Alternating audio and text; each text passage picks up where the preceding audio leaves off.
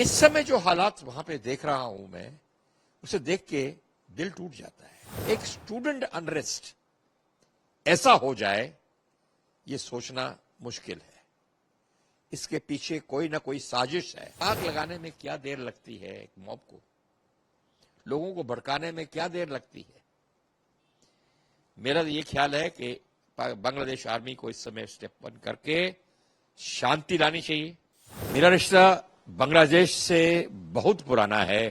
جب وہ ایسٹ پاکستان ہوتا تھا 1971 کے یدھ میں میں نے حصہ لیا اور 22 سوٹیز پاکستان ایئر فورس کے خلاف اور گراؤنڈ فورسز کے خلاف میں اڑا.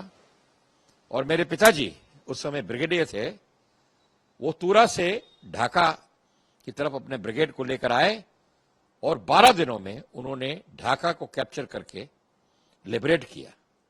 ریڈ کراس نے انہیں لبریٹر آف ڈھاکہ بلایا. ان کا پورا نام تھا بریگیڈیئر ہردیو سنگھ کلیر, بعد میں میجر جنرل بنے اور ان کو مہاویر چکرا سے سمانت کیا گیا انڈین آرمی نے. بنگلہ دیش کی حالت اس سمے بہت بری تھی. اس پاکستان میں پاکستان آرمی نے جینوسائیڈ, ریپ, کلنگز بہت کیا ہوا تھا, بہت اتیاچار کیا ہوا تھا. اور بنگلہ دیش کے جو لوگ تھے وہ یہی چاہتے تھے کہ آزادی چاہیے. اور مجیب صاحب, شیخ مجیب الرحمان, ان کے فادر آف دا نیشن, باہر سے لڑ رہے تھے. مفتی بہنی حصہ لے رہی تھی, انڈین آرمی کے ساتھ آگے بڑھ رہی تھی. اور الٹیمیٹلی 14, 15, 16 کو انہوں نے اپنے ہتھیار ہاتھ کھڑے کر دیے اور Indian army was victorious in the liberation of Bangladesh. یہ کہانی 71 کی تھی. اس سمے سے اب تک میں دیکھ رہا تھا بنگلہ دیش کیسے آہستہ آہستہ انتی کر رہا تھا, آگے بڑھ رہا تھا آن دا روڈ ٹو پروگریس. بیچ میں مجیب اور ان کی فیملی کی ہتیا کی گئی تھی. شیخ حسینہ اس سمے باہر تھیں. خیر, ہر کنٹری میں اپنی پولیٹیکل موومنٹس ہوتے ہیں اور بنگلہ دیش میں بھی ہوئے. پر اس سمے پچھلے 10-15 سال سے میں ڈھاکہ 3-4 باری ہو آیا ہوں اور میں نے ہر سال وہاں پہ بڑی اچھی انتی, ڈیولپمنٹ, انفراسٹرکچر دیکھا اور میں بہت خوش تھا کہ ہمارے بغل والا دیش بڑا سٹیبل ہو گیا ہے. میرے بہت دوست بنگلہ دیش میں ہیں, کچھ آرمی سے ریٹائرڈ ہیں, کچھ ایئر فورس سے ریٹائرڈ ہیں, کچھ اچھے بزنس مین ہیں اور ابھی بھی میرا اچھا سمپرک ان کے ساتھ ہے. وہ یہاں ہندوستان آتے ہیں میڈیکل ٹریٹمنٹ کے لیے, ملتے ہیں, ہم لوگ باتیں, اچھا فیملی جیسا ریلیشن شپ ہے. پر اس سمے جو حالات وہاں پہ دیکھ رہا ہوں میں اسے دیکھ کے دل ٹوٹ جاتا ہے. There is absolutely no control on anything. There is arson, there is riots. اس سمے it is the mobs which are controlling everything. کون ان کے پیچھے ہے یہ سمجھنا بہت مشکل ہے, بیکاز ایک اسٹوڈنٹ انریسٹ ایسا ہو جائے یہ سوچنا مشکل ہے. اس کے پیچھے کوئی نہ کوئی سازش ہے. ٹھیک ہے, شیخ حسینہ کی ہٹ گئی ہے, اس کو ہٹا دیا گیا ہے, پر اس کے بعد تو ٹھنڈا ہونا چاہیے تھا. پر ابھی بھی آگ اگل رہی ہے, لاوا گر رہا ہے اور اب تو لوٹ, دکانیں توڑی جا رہی ہیں اور ہندوؤں پہ بڑا اتیاچار کیا جا رہا ہے. ان کے گھر جلائے جا رہے ہیں, ان کو گھروں سے نکال کے مندر توڑ دیے جا رہے ہیں. یہ اسٹوڈنٹس نہیں کر سکتے جہاں تک میرا خیال ہے, کیونکہ اسٹوڈنٹس کی ڈیمانڈ جسٹیفائڈ تھی, ٹھیک ہے, اور ایکسپٹ بھی ہو جاتی. پر ایسی سچویشن آ جائے گی یہ تو ہم سوچ ہی نہیں سکتے تھے.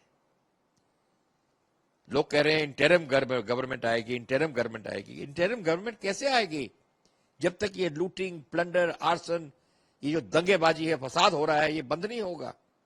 اس کو کون بند کر سکتا ہے؟ صرف آرمی بند کر سکتی اس سمے. पुलिस के ऊपर तो अटैक हो गया है, लोगों को मार दिया गया पुलिस स्टेशंस में. So the only potent factor in Bangladesh at the moment is the Bangladesh army, which can bring a little bit of sanity in the people and stop these mobs from going around doing what they are doing. हमारा neighbour country में ये सब हो रहा है, दिल टूट जाता है, क्योंकि हमको हमारे रिलेशंस बांग्लादेश के साथ अच्छे रखने हैं, क्योंकि इसमें यही एक एंट्री है, इनको हमारा साथ होना चाहिए. और उसके आगे हमारा असम, मेघालय, त्रिपुरा, नॉर्थ ईस्ट है, उधर से चाइनीज अपना दम लगा रहे हैं. म्यांमार में प्रॉब्लम हो चुका है.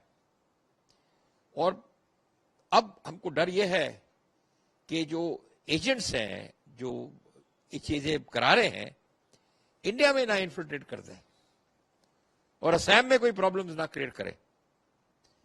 UK it does not require a mass majority to create problems.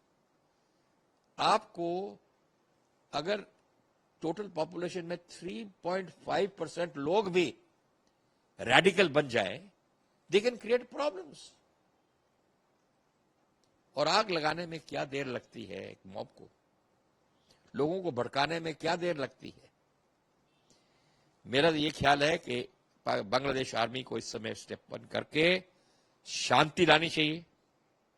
There should be curfew initially, people should go back home, looting, arson should stop, people should get a sense of security in them.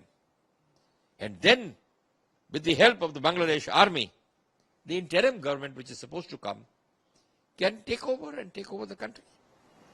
But एक पड़ोसी देश होने के नाते sir से जुड़े हुए हैं. जैसे कि यहाँ पे कहा जा रहा है कि जो हालात है मौजूदा, क्या लग रहा है कि इंडिया को भी अलर्ट हो जाना चाहिए? बिल्कुल अलर्ट होना चाहिए. टू बिगिन विद एक 71 जैसी सिचुएशन नहीं आनी चाहिए जहां पे millions of people crossed over into India because of genocide, and India accepted them because हम लोग नहीं चाहते थे कि लोग खामोखा मारे जाएं, औरतों के ऊपर अत्याचार रुक जाए. इतने लोग बांग्लादेश से हिंदुस्तान में आ गए थे, पूरा असम में घुस गए थे, अमृतसर तक लोग पहुंच गए थे. वैसा सिचुएशन नहीं होना मांगते हम इस समय. मेरे चाहत में हमारी गवर्नमेंट ये नहीं चाहती. और हमारा वल्नरेबल एरिया जो है, वो हमारा वो जो लिटिल नेक है, जो कॉरिडोर है सिलीगुड़ी के नीचे पास, वो बहुत नैरो कॉरिडोर है. और चाइना की नाक उसके ऊपर पड़ी है कि किस तरह उसको रोका जाए, बिकॉज उससे अगर कट ऑफ हो गए तो हमारा असम और वो पूरा नॉर्थ ईस्ट कट ऑफ हो जाएगा. उसको प्रोटेक्ट करना बहुत जरूरी है कि कोई इन्फिल्ट्रेशन ना हो वहां पे.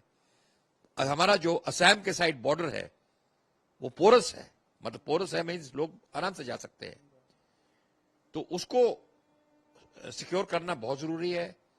और इस समय में जहां तक मेरा ख्याल है, इंडियन आर्मी को हुक्म मिला हुआ है तैनात होने के लिए, बॉर्डर सिक्योरिटी फोर्स को बोला गया है तैनात होने के लिए, और बॉर्डर्स को काफी स्ट्रांग किया जा रहा है कि अननेसेसरी या इन्फिल्ट्रेशन ना हो जाए और गलत एलिमेंट्स वहां ना पहुंचे.